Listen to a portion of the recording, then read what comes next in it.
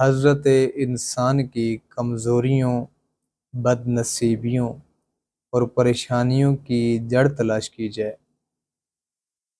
تو وہ ملی ہوئی ہے اس کی نفسانی برائیوں کے ساتھ۔ حضرت انسان کے کمزور ہونے کی ایک وجہ یہ بھی ہے کہ وہ اختلافات کی وجہ سے کمزور ہو جاتا ہے، دشمنیوں کی وجہ سے کمزور ہو جاتا ہے۔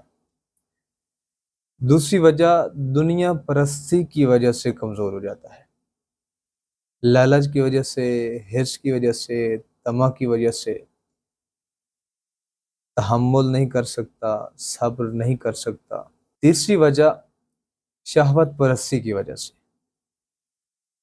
انسان شہوت پرستی میں اتنا ڈوب جاتا ہے کہ اسے اسلام کے اصول، اسلام کے ضوابط، اسلام کے اہداف و مقاصد بھول جاتے ہیں۔ یہی وجوہات ہیں کہ جن کی وجہ سے انسان کمزوریوں میں ہے، پریشان ہے اور بد نصیبیوں میں ہے۔ اسلام راستہ بتاتا ہے کہ یہ قوانین ہیں، ان قوانین کو اپنی زندگی میں ڈھال کر شہوت پرستی سے بھی محفوظ رہیں، اختلافات سے بھی محفوظ رہیں اور حرص، طمع، لالچ، دنیا پرستی سے بھی محفوظ رہیں۔ جب اسلام کے قوانین ہم اپنے اوپر لاگو کریں گے، نافذ کریں گے تو یقیناً اسلام ہماری مدد کرے گا، دین ہمارے ساتھ تعاون کرے گا کہ ہم دنیا کی کمزوریوں سے بھی محفوظ رہیں گے،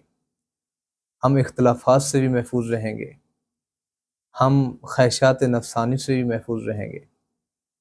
مگر جب اسلام کو ٹھکرا کے ہم ایک ایسے راستے کو اختیار کرتے ہیں کہ جس راستے کا دور دراز تک اسلام کے ساتھ تعلق بھی نہیں ہے، تو یقیناً وہاں گمراہی بھی پڑی ہے، وہاں پریشانی بھی ہے، وہاں پہ بد نصیبی بھی ہے۔